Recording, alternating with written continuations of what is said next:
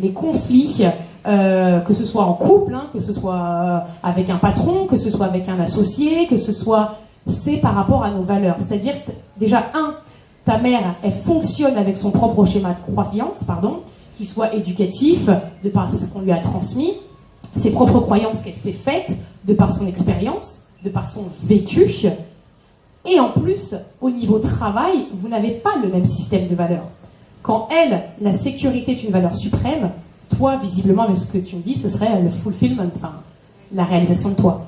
Et donc, vous êtes sur des valeurs complètement opposées, ce qui fait un conflit de communication qui génère de la critique, qui génère du jugement. Parce qu'il faut savoir que forcément, en tant que parent, ta maman, elle a des attentes vis-à-vis de toi. Tu ne réponds pas à tes attentes. Ne pas répondre aux attentes de quelqu'un génère de la frustration. On attend que son enfant soit hyper bon au tennis, il n'est pas performant, on est frustré, on décharge sa colère. On attend que son conjoint soit hyper romantique, qu'il revienne avec une rose, ou on est frustré et on pète un câble. Tu seras jamais comme, au moins le mari de elle est comme ça, elle au moins elle est comme ça. C'est ça en fait.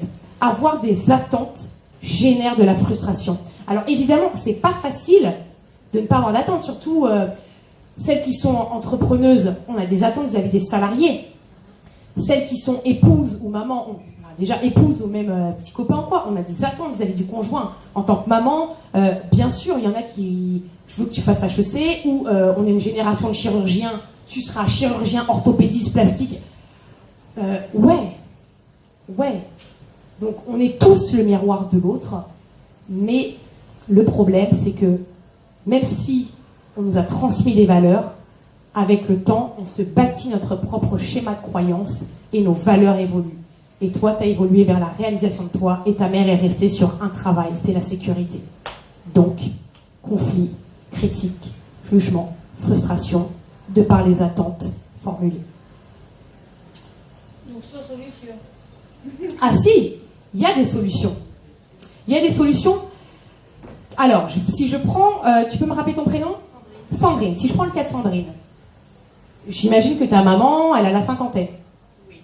Est-ce que vraiment ta maman, elle va changer à 50 ans ? Ok. Par contre, c'est quoi ton pouvoir ?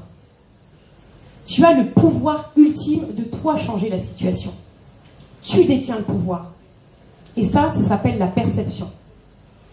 Prenez par exemple le cas de deux enfants qui se... Bon, je vais prendre la Guadeloupe, parce que je suis guadeloupéenne, qui sont sur une super belle plage des Caraïbes. Ils vont sur la plage de Déel, ça vous dit rien, mais je vous en parle quand même, où il y a des vagues énormes. Les deux gamins se font embarquer par la vague. Il y a un enfant qui pleure, qui a peur, qui n'ira plus jamais dans l'eau, et il y a l'autre qui rigole aux éclats, qui en peut plus, qui a vu ça comme le looping du siècle. C'est quoi la différence entre ces deux enfants ? C'est la perception. Donc du coup, ta mère, elle va pas changer. Par contre, toi, tu sais ce que tu veux. Toi, tu es ici en tant qu'audacieuse, donc tu as des clés, tu as des outils. Et donc du coup, tu sais que pour changer une situation, c'est où tu changes. Mais quand je dis changer, tu changes de perception et que tu dis, tu as le droit de dire, ma mère me critique, ok, mais ma mère m'aime tellement qu'elle veut mon bien, et c'est pour ça que ça génère un jugement. Mais tu lui en as déjà parlé ou pas à ta maman ? Enfin, en face à face, je veux dire. J'ai tenté de lui en parler, mais elle pense que je vais pas réussir. Mais ça, c'est ce qu'elle pense. Toi, tu vas réussir. Parce que de toute façon, j'imagine que ton projet, tu l'as suffisamment pensé, imaginé, visualisé. La pensée est une énergie créatrice. Et donc, du coup, tout ce que tu peux penser, tu peux le matérialiser. Ça va peut-être vous paraître anodin comme ça, mais je vais parler même du cadre de cette conférence. Je l'ai lancé un jour, pas parce que moi j'ai voulu lancer cette conférence des audacieuses de Londres. C'est parce que c'est dans mon groupe Les Audacieuses sans limite, on me disait quand est-ce qu'on se rencontre, et j'ai trouvé ça génial. Donc bien sûr, Eventbrite, je crée le lien, je mets une image, une description, et ouais, j'y ai pensé. Et bien sûr, je m'étais toujours dit, un jour, j'aimerais bien faire une conférence. Ça fait longtemps que j'imaginais ça quand je voyais Tony Robbins. Alors, il n'y a pas TEDx écrit derrière, hein, on est d'accord. Mais demain, on ne sait pas. Je pensais pas être partagée par des magazines.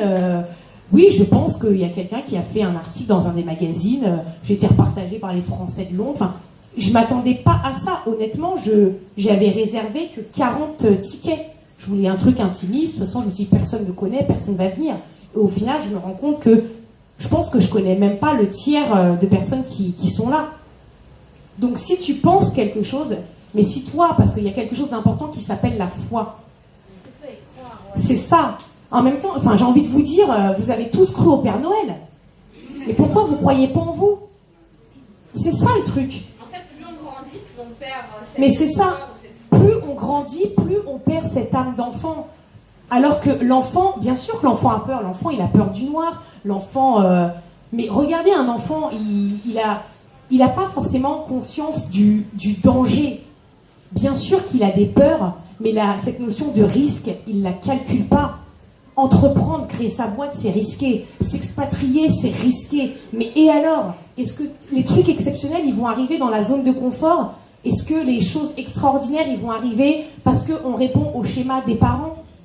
Il y a ce qui s'appelle, à un moment donné, grandir. Il y a ce qui s'appelle déployer ses ailes.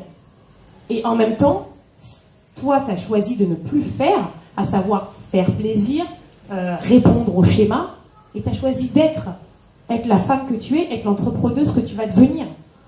Et ça, chapeau pour ça, parce que c'est audacieux.